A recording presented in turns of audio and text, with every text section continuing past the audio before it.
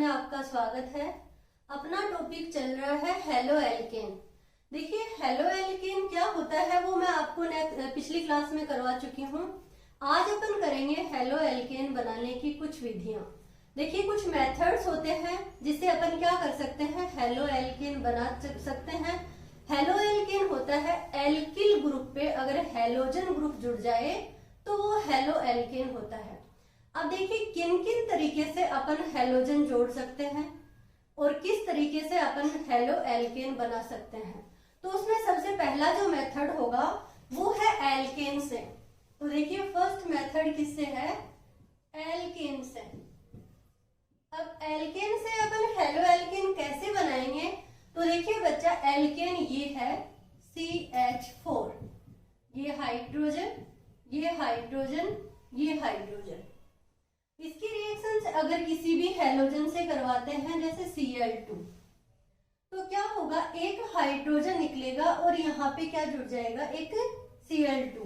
तो देखिए क्या रिएक्शंस होगी, ये CH3 और ये Cl2 प्लस HCl क्या हो गया, बाहर निकल गया। देखिए प्रेजेंस क्या होगी, यहाँ पे प्रेजेंस होती है सनलाइट की, यानी कि सूर्य के प्रकाश की उपस्थिति में अगर एल्केन में Cl2 यानी कि हेलोजन, कुछ भी ले सकते हैं हेलोजन, तो वो हेलोजन जोड़ने पे क्या होगा, एल्किल हैलाइड बनेगा। और इस तरीके से देखिए क्या बन गया, एल्किल हैलाइड। अब इसका जो मेथड्स का नाम होगा वो क्या होगा, देखिए एल्केन का मुक्त मूलक हेलोजनीकरण अभिक्रिया बोलते हैं इसको, मुक्त मूलक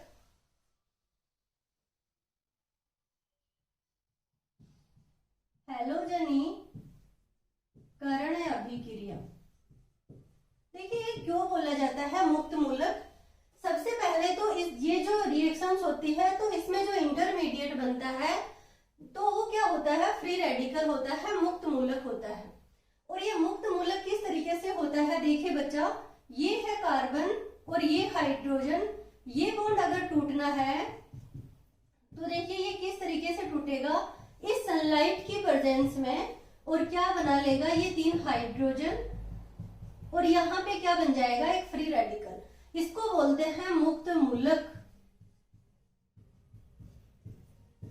ऐसे ही Cl2 क्या होगा, देखिए Cl2 भी इस तरीके से बॉन्ड बनाता है, ये Cl2 जब ये भी टूटेगा तो यहाँ पे भी क्या होगा, देखिए 2 क्लोरीन के क्या होंगे, फ्री रेडिकल बन जाएगा, यानी कि यहाँ पे भी मुक्त मूलक होगा। एक मुक्त मूलक इस मुक्त मूलक के आके जुड़ जाएगा और क्या बना लेगा, एल्किल हैलाइड।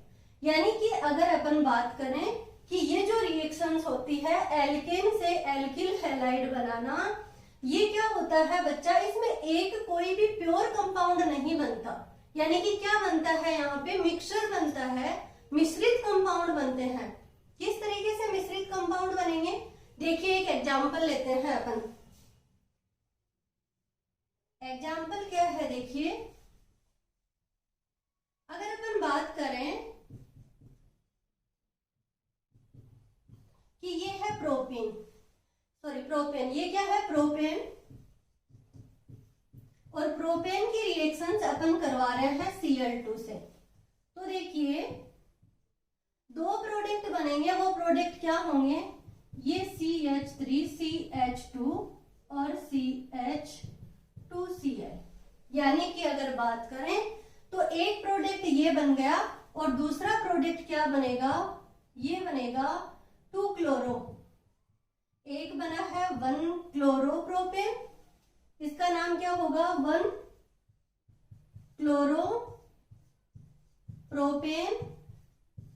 और इसका नाम क्या होगा, 2 क्लोरोप्रोपेन।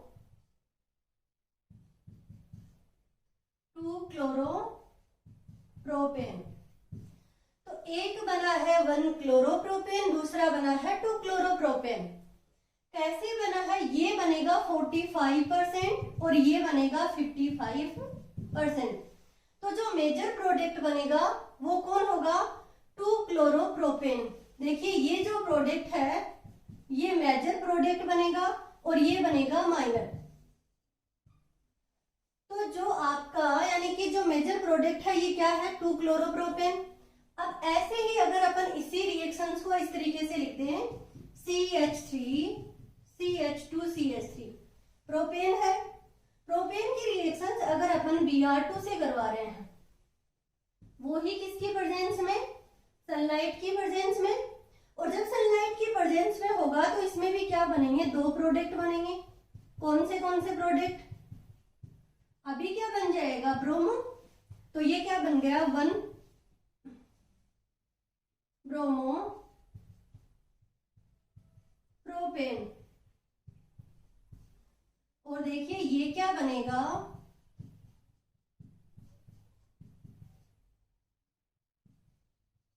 2 ब्रोमो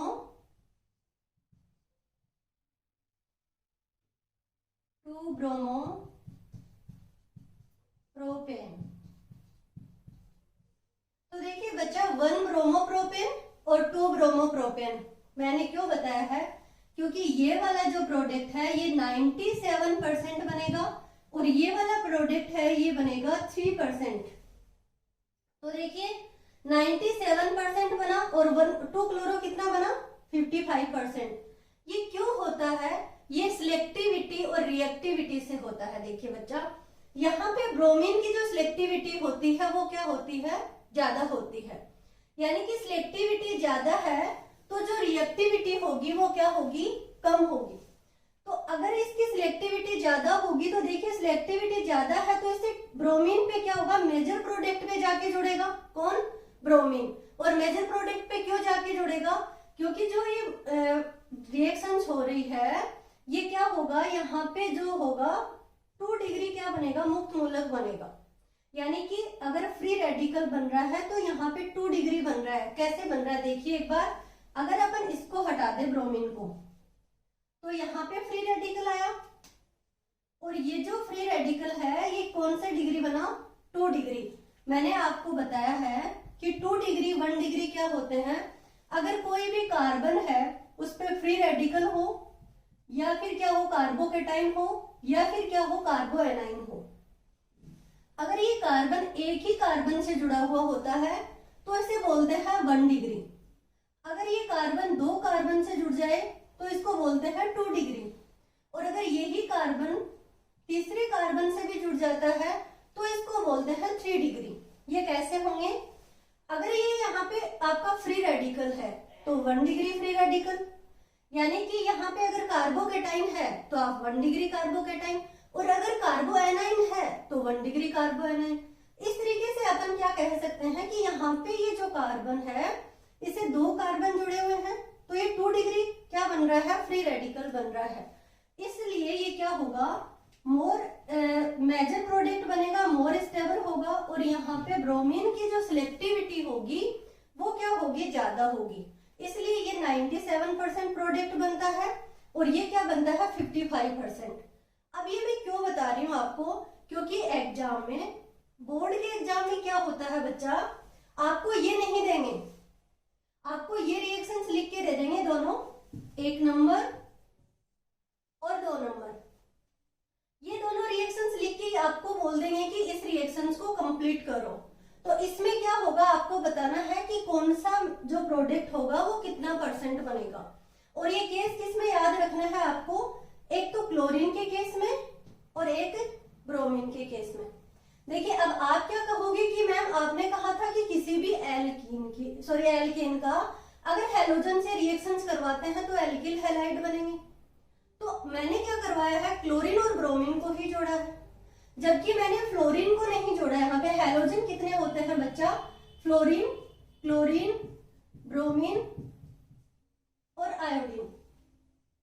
तो देखिए फ्लोरीन की रिएक्शंस नहीं करवाई और आयोडीन की रिएक्शंस मैंने नहीं करवाई। फ्लोरीन अगर एल्केन के साथ में रिएक्शंस करेगा तो विस्फोटक अभिक्रिया बनाता है, सॉरी क्रिया करता है, जो अभिक्रिया होगी वो विस्फोटक अभिक्रिया होगी। और अगर बात करें आयोडीन की, तो जो आयोडीन अगर एल्केन के साथ होगा तो वो धीमी गति से अभिक्रिया करेगा। किस तरीके से अभिक्रिया करेगा एक बार देखिए, ये आप नोट कर लीजिए। मैं आपको आयोडीन की रिएक्शंस बता रही हूं कि अगर एल्केन एल्केन में अपन ने क्या लिया, आर एच ले लेते हैं, देखिए ये है एल्केन, या फिर इसको लिखते हैं अपन CH3H, ऐसे भी लिख सकते हैं। ये एल्केन है, इसकी रिएक्शंस किससे करवाई अपन ने, आयोडीन से, वही सनलाइट की प्रेजेंस, और यहाँ पे क्या बन जाएगा CH3I और प्लस HI। देखिए जो HI होता है वो अपचायक पदार्थ होता है। अब ये क्या करेगा, वापस से इसके साथ में रिएक्शंस करके एल्केन बना देगा। तो जो आयोडीन की जो रिएक्शंस होगी, यानी कि एल्केन के साथ आयोडीन की जो रिएक्शंस है उसमें अपन को एक ऑक्सीकारक पदार्थ मिलाना पड़ेगा, वो क्या है HiO3। तो देखिए HiO3 अगर अपन यहाँ पे मिला रहे हैं इस रिएक्शंस के ऊपर, देखिए यहाँ पे HiO3 और सनलाइट ये लिखना होगा। तो HiO3 क्या करेगा, HiO3 क्या करेगा, HI के साथ में रिएक्शंस करके HiO3 और क्या बना देगा I2 और प्लस H2O बना देगा, I2 और H2O बना देगा। इसलिए क्योंकि ये वापस से क्या नहीं कर सके, बैकवर्ड रिएक्शंस ना हो सके, इसीलिए एल्केन की अगर आयोडीन के साथ रिएक्शंस करवाई जाती है तो एल्किल हैलाइड तो बन जाता है, परंतु उसमें क्या डाला जाता है, HiO3 डाला जाता है, ताकि ये वापस से रिएक्शंस ना हो सके। मैंने आपको बताया कि क्लोरीन के साथ करेंगे तो क्या होगा, देखिए ये दो प्रोडक्ट बनेंगे, ब्रोमीन के साथ करेंगे तो दो प्रोडक्ट बनेंगे, दोनों के परसेंटेज आपको याद रखने हैं। फ्लोरीन के साथ रिएक्शंस नहीं होगी क्योंकि जो रिएक्शंस होती है वो विस्फोटक होती है। और आयोडीन की अगर बात करें तो आयोडीन के साथ अगर अभिक्रिया करवाएंगे तो HiO3 आपको डालना ही पड़ेगा, और ये जो है ये क्या है, ऑक्सीकारक पदार्थ होता है। ठीक है बच्चा। अब देखिए नेक्स्ट रिएक्शंस अपन देखते हैं। तो जो नेक्स्ट रिएक्शंस होगी वो किससे करवाएंगे अपन, यहाँ एल्केन है तो नेक्स्ट होगी अपनी एल्कीन से। देखिए एल्कीन से बच्चा किस तरीके से रिएक्शंस होती है हेलोजन के साथ में ही, वो अपन देखते हैं, क्योंकि अपन क्या पढ़ रहे हैं, अपन पढ़ रहे हैं हेलो एल्केन बनाने की विधियां। तो पहली अपन ने एल्केन पढ़ी और दूसरी अपन देखते हैं एल्कीन से। अब देखिए एल्कीन किस तरीके से अभिक्रिया करेगी। तो एल्कीन के सबसे पहले अपन अभिक्रिया करवाएंगे हाइड्रोजन और हैलाइड से, यानी कि हाइड्रोजन के हैलाइड सबसे पहले। तो हाइड्रोजन के हैलाइड क्या हो सकते हैं, HF हो सकता है, HCl हो सकता है, HBr हो सकता है और HI हो सकता है। तो देखिए एल्कीन की अभिक्रिया अगर हाइड्रोजन के हैलाइड से करवाई जाती है तो हेलो एल्केन प्राप्त होता है। किस तरीके से बच्चा, एल्कीन देखते हैं CH3 CH2 एल्कीन है, प्रोपीन है, इसकी रिएक्शंस अगर अपन करवा रहे हैं HCl से तो देखिए क्या होगा, यहाँ पे हेलो एल्केन बनेगा। और किस तरीके से बनेगा हेलो एल्केन, आपको पता है कि जब ये वाले जो कंडीशन है एल्कीन की, तो यहाँ पे इस CH3 का क्या लगता है, प्लस I इफेक्ट लगता है। क्या लगता है, प्लस I प्रभाव। और यहाँ से क्या होगा, ये इलेक्ट्रॉन कहाँ जाएंगे, इस कार्बन पे, और यहाँ पे क्या आ जाएगा, नेगेटिव चार्ज, और इस कार्बन पे क्या आ जाएगा, पॉजिटिव चार्ज। तो देखिए यहाँ पे भी क्या है, यहाँ पे भी है पॉजिटिव और यहाँ पे भी है नेगेटिव। तो क्या बना दिया CH3, और देखिए पॉजिटिव से, ये पॉजिटिव से कौन जुड़ेगा, नेगेटिव, और नेगेटिव से कौन जुड़ेगा, पॉजिटिव। तो CH3 CH, यहाँ पे देखिए नेगेटिव है, नेगेटिव कहाँ जा रहा है, पॉजिटिव पे, तो क्या जुड़ रहा है Cl और यहाँ पे क्या जुड़ गया, CH3। ये रिएक्शंस हो गई। अब देखिए यहाँ पे क्या बन गया, 2-क्लोरोप्रोपेन। और अपन को बनाना भी क्या था, हेलो एल्केन। तो हेलो एल्केन अपना बन गया। बट यहाँ पे जो एग्जाम में क्वेश्चन आता है, वो क्वेश्चन क्या आता है, वो है बच्चा देखिए मार्कोनिकोफ का रूल।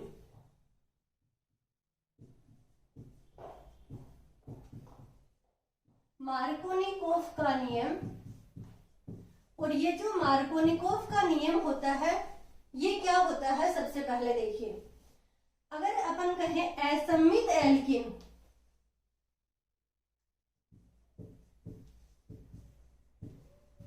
असममित एल्कीन पर HBr की यानी कि हाइड्रोजन ब्रोमाइड की रिएक्शंस करवाने पर, अभिक्रिया करवाने पर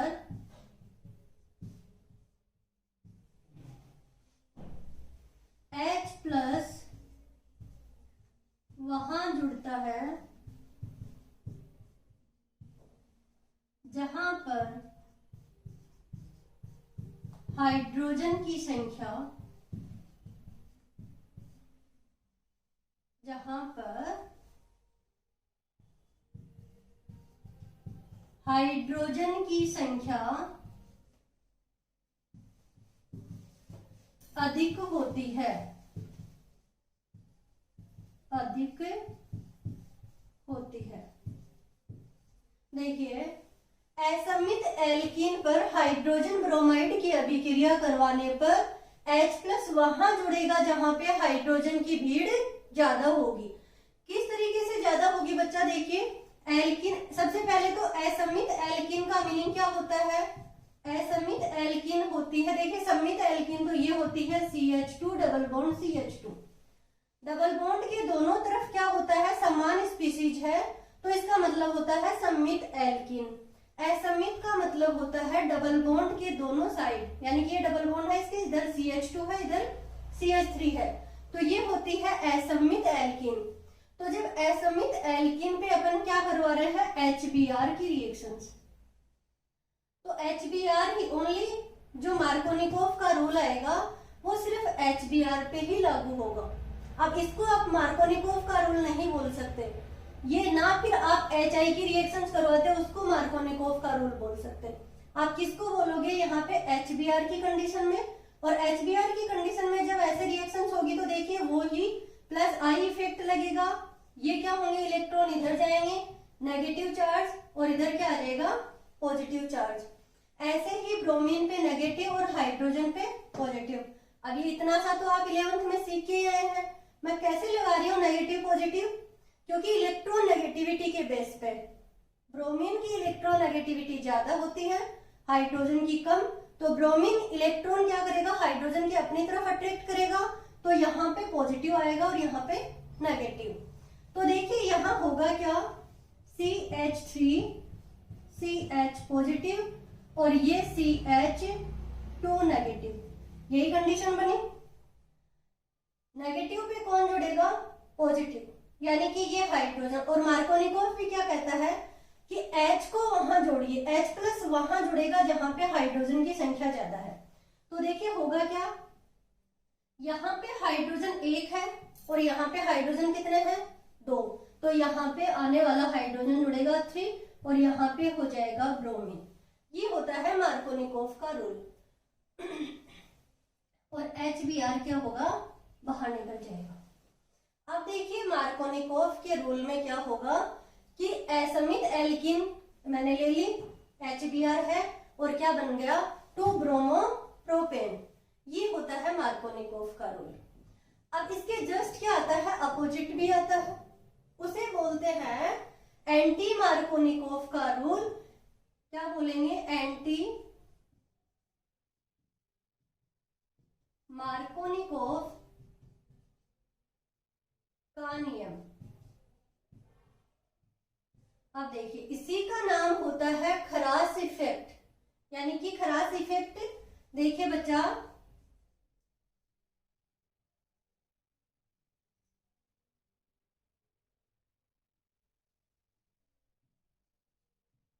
खरास इफेक्ट,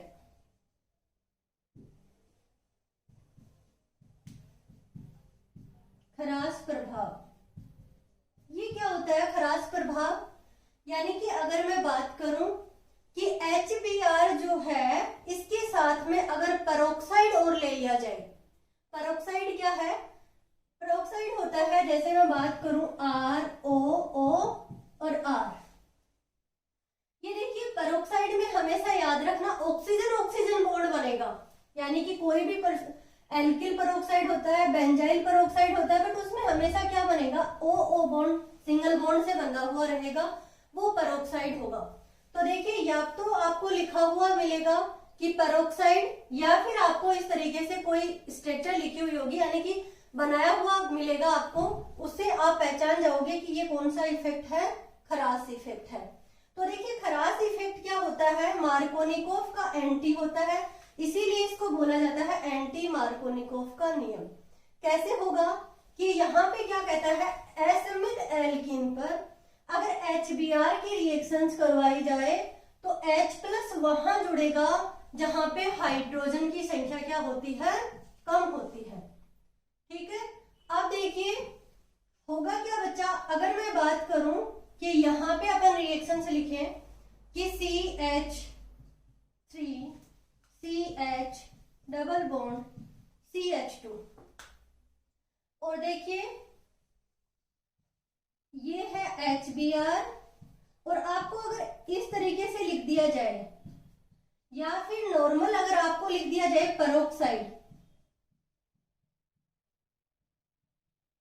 पेरोक्साइड, तो होगा क्या? देखिए बच्चा होगा क्या कि पेरोक्साइड क्या बनाएगा? CH3। अब देखिए पेरोक्साइड में इसमें क्या बोला गया खरास इफेक्ट में कि हाइड्रोजन वहां जुड़ेगा जहां पे हाइड्रोजन की संख्या कम होती है, तो बनने वाला प्रोडक्ट क्या बनेगा? CH2 और Br, यानी कि यहां बनने वाला प्रोडक्ट बना है 2 ब्रोमो प्रोपेन, और यहां पे जो बनने वाला प्रोडक्ट बना है 1 ब्रोमो प्रोपेन। तो देखिए या तो आपको क्या लिखा हुआ मिलेगा असमित एल्कीन के ऊपर पेरोक्साइड, और पेरोक्साइड नहीं लिखा हुआ मिलेगा तो इस तरीके से पेरोक्साइड बना के दे देंगे, और फिर क्या होगा आपका, यहाँ पे आपको बताना है कि जो प्रोडक्ट बनेगा उसमें हाइड्रोजन की संख्या, यानी कि हाइड्रोजन कहाँ जुड़ेगा? जहां पे हाइड्रोजन की संख्या कम होती है।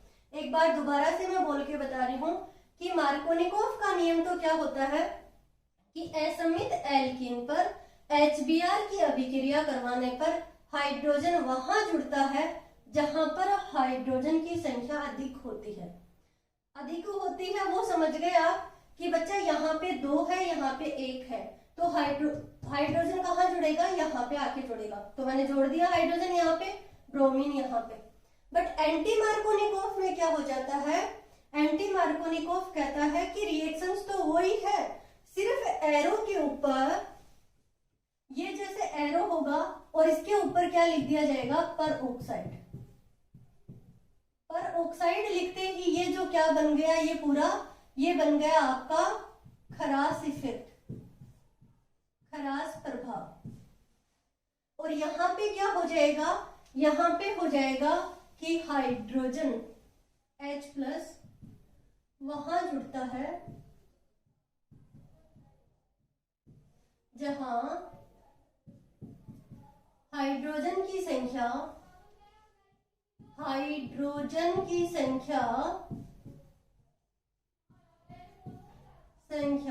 कम होती है। बस इतना ही है आपका खरास इफेक्ट। लेना क्या है इन दोनों में? दोनों में ही क्या लेना है? असममित एल्कीन। ये बात समझ में आ गई क्या? असममित एल्कीन लेनी है, असममित एल्कीन पे HBr की अभिक्रिया करवानी है। अब आपसे कोई पूछ ले कि इस असममित एल्कीन पे ही अगर अपन रिएक्शंस करवा दे HCl से और HI से, तो उसको कभी भी आप एंटी मार्कोनिकोव का रूल नहीं कहोगे और उसको आप खरास इफेक्ट नहीं बोलोगे, क्योंकि एंटी मार्कोनिकोव का या मार्कोनिकोव का जो रूल होता है वो सिर्फ HBr पे ही लागू होता है। ये बात आप हमेशा याद रखना। जैसे मैं एक क्वेश्चन करवाऊं आपको कि अगर यहाँ पे आ जाए, ये वाले रिएक्शंस है आपके CH3 CH double bond CH2, और यहाँ पे आपके लिख दिया जाए HCl और ROOR, ये पेरोक्साइड हो गया। अब आप क्या करोगे, आपको क्या दिखा, पेरोक्साइड दिखा, और पेरोक्साइड दिखते ही आप क्या कहोगे, ये एंटी मार्कोनिकोव का रूल है। बट बेटा एंटी मार्कोनिकोव का रूल यहाँ पे जब HBr होगा तभी लागू होगा, HCl पे लागू नहीं होता है। तो देखिए यहाँ पे क्या रिएक्शंस होगी, वहां पे नॉर्मल रिएक्शंस होगी, जिस तरीके से ये यहाँ से यहाँ पे जाएगा नेगेटिव और यहाँ पे पॉजिटिव। HCl का जब बॉन्ड टूटता है तो Cl माइनस H प्लस, और यहाँ पे देखिए CH3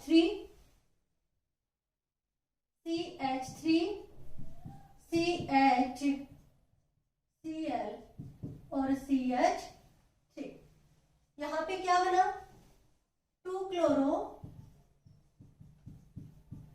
प्रोपेन है क्या, पेरोक्साइड, जबकि यहाँ पे क्या बना, पेरोक्साइड की कंडीशन में 1 ब्रोमो प्रोपेन। तो बच्चा देखिए HBr के केस में ही एंटी मार्कोनिकोव लागू होता है, HCl और HI के केस में ना मार्कोनिकोव ना एंटी मार्कोनिकोव का रूल लागू होता है। आज की क्लास में अपन ने एल्केन और एल्कीन से हेलो एल्केन बनाने के मेथड्स पढ़े हैं। Thank you.